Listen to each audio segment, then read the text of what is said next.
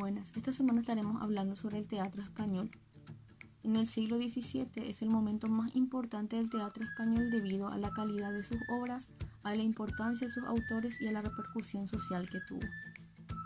El representante más reconocido de esta época fue Lope de Vega, quien escribió más de 1500 obras teatrales entre novelas, poesías.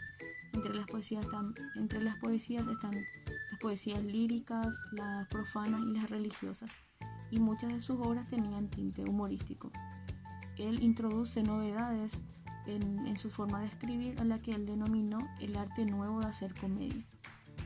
Una de las novedades que Lope de Vega introduce en la forma de escribir es que anteriormente las obras se realizaban en 3 unidades, atendiendo a la unidad de lugar, que se elegía un solo lugar para la realización de las obras, unidad de tiempo, que las obras duraban aproximadamente una jornada completa de un día, y la acción, que tenía que ver con solamente una sola historia y un solo tema alrededor del cual giraba toda la historia en sí.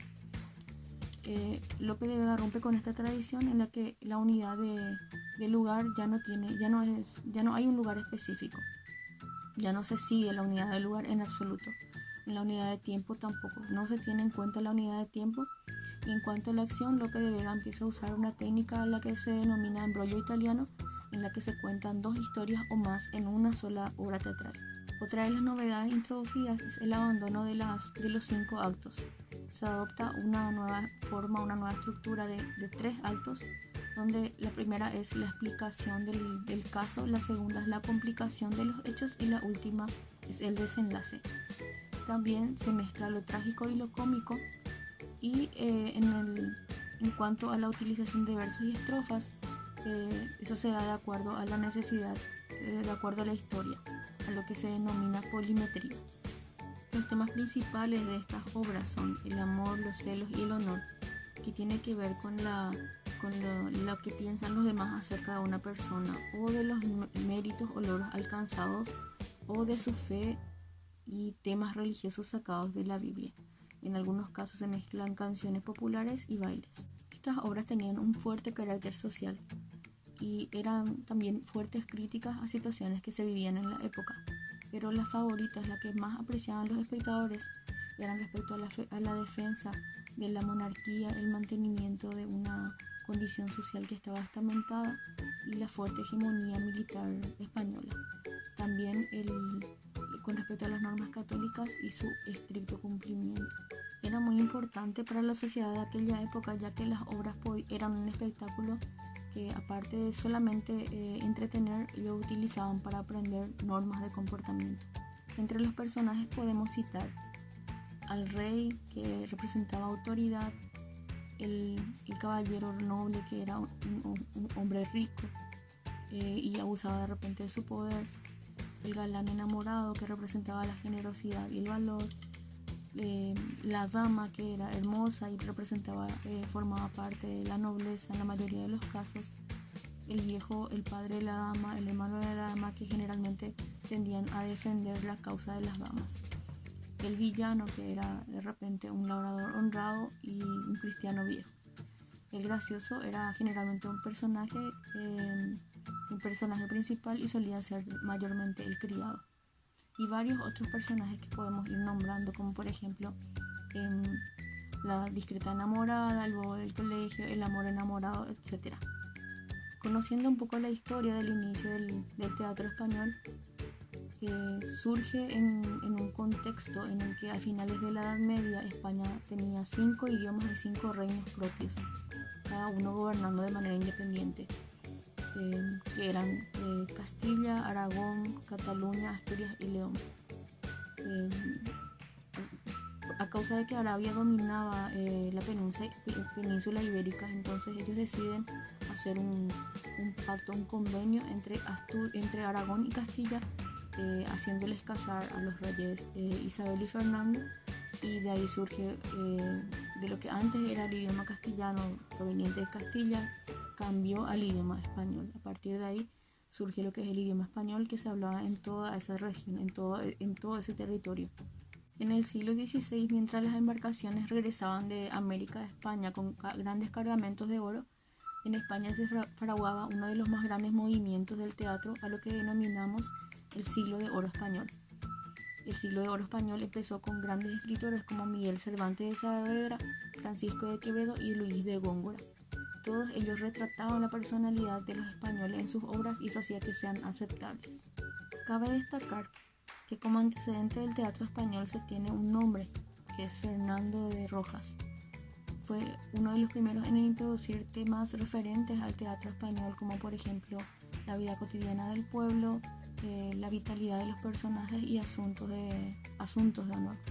Pero se le considera a Lope de Vega como el iniciador del periodo más prolífico del teatro español, y él fue escritor de varias obras, también Lope de Rueda y Miguel Cervantes de Saavedra. El teatro ruso inicia de manera diferente al teatro europeo, oriental y americano.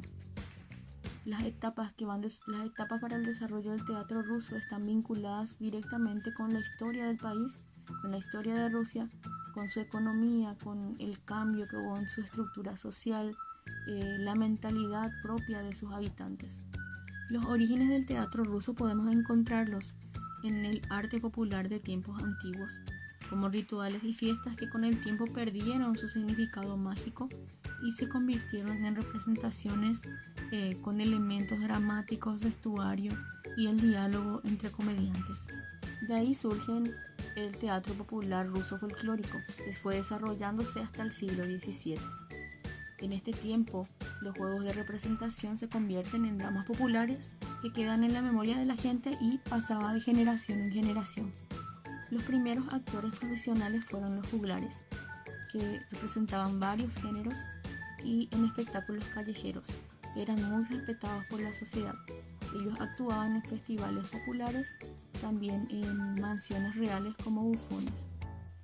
Sus personajes se mofaban de los nobles y los ricos y también representaban a personas comunes y corrientes. El teatro popular utilizaba la improvisación, la pantomima, cantos, bailes y también espectáculos circenses. Las primeras actuaciones del teatro profesional ruso poseen los requisitos del clasicismo.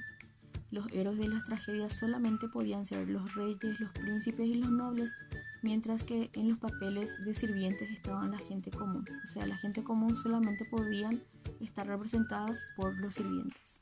A finales del siglo XVIII se difunden ampliamente los teatros de la servidumbre.